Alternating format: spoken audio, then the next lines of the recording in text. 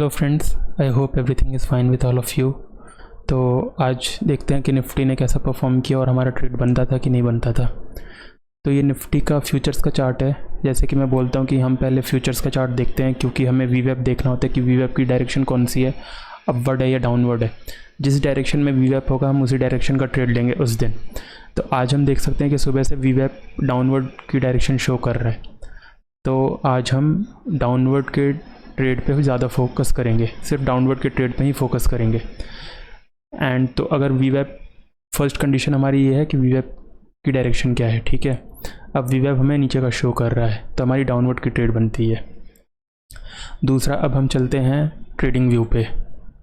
Trading view पे 15 minute के chart पे हम देख सकते हैं कि हमारा जो RSI है उसका भी 45 weighted moving average downward trend ही शो कर रहा है। एंड जो 9 एक्सपोनेंशियल मूविंग एवरेज है RSI का 9 EMA, वो क्रॉस ओवर कर रहा है ऊपर से नीचे की तरफ, which gives us a signal that हम नीचे का ट्रेड ले सकते हैं। जब 9 EMA 45 WMA से नीचे रहेगा तब हम नीचे का ट्रेड लेंगे। जब 9 EMA 45 WMA से ऊपर रहेगा तो हम ऊपर का ट्रेड लेंगे। तो जो वाइट लाइन दिख रही है 45 WMA है, एंड ये जो येलो लाइन है ये 9 EMA है। तो इसने आराम से क्रॉस ओवर किया है ऊपर से नीचे, तो हम नीचे का ट्रेड ले सकते हैं। अब ये इसकी डायरेक्शन तो ऊपर से नीचे है, लेकिन हम ये 15 मिनट का चार्ट है। 15 मिनट के चार्ट पे एंट्री लेने में थोड़ा लेट हो जाता है कंफर्मेशन में, इसलिए हम 3 मिनट के चार्ट पे यही सारी कंडीशंस देखेंगे। पहली कंडीशन थी वीवेप, वो नीचे का डायरेक्शन शो कर रहा था। दूसरी condition 45 weighted moving average 15 minute के चार्ट पे, वो भी नीचे है। 9 EMA वो भी नीचे है। Now further conditions. अब अगर हम 3 मिनट के चार्ट पे जाएं तो 3 मिनट के चार्ट पे देख सकते हैं कि 45 वेटेड मूविंग एवरेज इसका भी डाउनवर्ड ट्रेंड शो कर रहा है। तो ये कंफर्म कर देता है कि आज हम नीचे का ट्रेड ले सकते हैं। एंड अगर चार्ट को देखें, प्राइस एक्शन को देखें, तो कल का जो लो बनाया था उसको इसने अराउंड 10 AM ब्रेक किया निफ्टी ने। तो पूरे सिग्नल्स हैं कि आज नीचे का ट्रेड हम ले सकते हैं। तो और 45 वेटेड मूविंग एवरेज इसका भी 9 एक्सपोनेंशियल मूविंग एवरेज ऊपर से 45 वेटेड मूविंग एवरेज को क्रॉस कर रहा है, तो विच गिव्स अनदर सिग्नल कि आज नीचे का। तो ये तो कंफर्म हो गया कि आज हम नीचे का ट्रेड लेंगे। लेकिन अब हम एंट्री कैसे करेंगे? एंट्री करने के लिए बहुत सारी स्ट्रैटेजी होती है। या तो आप नेकेड पुट ले लो या हेज करके ले लो। मैं यूजुअली हेजिंग स्ट्रैटेजी में बिलीव करता हूँ, मैं हेजिंग यूज़ करता हूँ। उसके लिए अब हेजिंग करते कैसे, उसके लिए मैं दोबारा काइट पे जाता हूँ। सेंसिबल के थ्रू मैं आपको बताऊँगा कि कैसे हेजिंग स्ट्रैटेजी से हम डाउन के ट्रेंड में एंटर कर सकते हैं। ये सेंसिबल है, तो सेंसिबल मेनली सारे ब्रोकर्स जो लीड ब्रोकर्स हैं, लीडिंग ब्रोकर्स मार्केट में, उनके लिए फ्री ही है। तो आप इसमें अगर आपको वर्चुअल ट्रेड करना है तो वो भी कर सकते हैं, रियल ट्रेड करना है तो वो भी कर सकते हैं। और इसमें स्ट्रैटेजी बनानी कैसे, तो मैंने बोला कि आज नीचे का ट्रेड था, तो नीचे के ट्रेड के लिए मैं generally credit spread strategy use करता हूँ। अब जब नीचे जा रहा है मार्केट, हमें नीचे का ट्रेड लेना है, तो क्रेडिट स्प्रेड स्ट्रैटेजी कौन सी होगी उसमें? पहले तो नीचे जा रहा है तो मैं सेलिंग करता हूँ। क्रेडिट स्प्रेड स्ट्रैटेजी सेलिंग होती है। अब सेलिंग करने के लिए बहुत ज़्यादा कैपिटल चाहिए होता है अगर आप सिर्फ सिंगल लेग ले, लेकिन अगर आप हेज करके लेते हैं तो कम कैपिटल में आप आराम से सेल कर सकते हैं।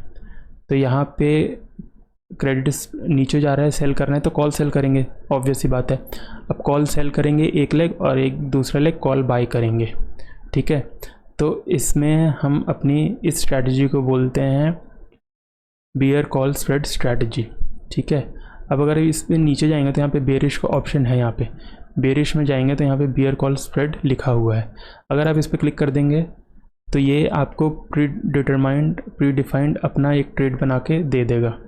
लेकिन आप इसमें एडजस्ट कर सकते हैं, आप अपनी मर्ज़ी से कौन से स्ट्राइक प्राइस का आपको कॉल ऑप्शन सेल करना है, कौन से स्ट्राइक प्राइस का कॉल ऑप्शन बाय करना है, आप अपने आप डिसाइड कर सकते हैं, ठीक है। इसको हम क्लियर कर देंगे, हम अपने आप बनाएंगे। अब जैसे कि निफ्टी कितना था 10 बजे के अराउंड 10 ये था 22,400, ठीक है। 22,400 है, तो अब हम एट द मनी का तो सेल करेंगे ही। तो अगर हम बिल्ड न्यू करेंगे, हमें सेल करना है कॉल, ये सारे call strike call prices, call option के स्ट्राइक प्राइसेस हैं, ये सारे पुट ऑप्शन के स्ट्राइक प्राइसेस हैं। ठीक है। अब इसमें हम अगर जाएंगे, अभी तो ये मार्केट बंद हो गया तो डिफरेंट प्राइस शो कर रहा है। तो अगर हमें क्रेडिट स्प्रेड स्ट्रैटेजी बनानी है तो अभी के प्राइस पे लेते हैं 22,300, ठीक है। 22,300 का हम सेल करेंगे कॉल, और इसको हेज करना है तो हेज करेंगे 50 स्ट्राइक प्राइस ऊपर ले सकते हैं आप, तो इसको हम बाई करेंगे, ठीक है। तो आप इसमें देख सकते हैं कि मैक्सिमम प्रॉफिट 575 है, मिनिमम प्रॉफिट 675 है। तो एंड फंड्स नीडेड आर 14,000 एक लॉट के लिए, ठीक है। लेकिन अगर आपको मतलब कि आप ज़्यादा रेशियो तो 1:1 है, लेकिन अगर आप ज़्यादा प्रॉफिट या ज़्यादा लॉस मैनेज कर सकते हैं तो आप इसको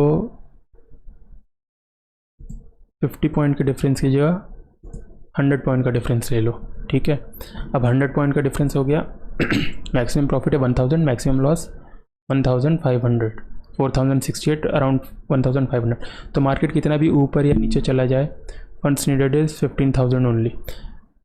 मार्केट कितना भी ऊपर या नीचे चला जाए इससे आपको कोई फ़र्क नहीं पड़ेगा, आपका प्रॉफिट इतना ही रहेगा, लॉस इतना ही रहेगा, ठीक है। अगर मैं इसको डन कर देता हूँ तो अगर आप इससे सेटिस्फाइड नहीं है कि नहीं मेरे को प्रॉफिट थोड़ा ज़्यादा चाहिए, तो आप इसको कम कर सकते हैं, ठीक है।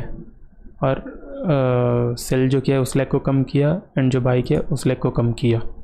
ये अब परफेक्टली 1:1 है।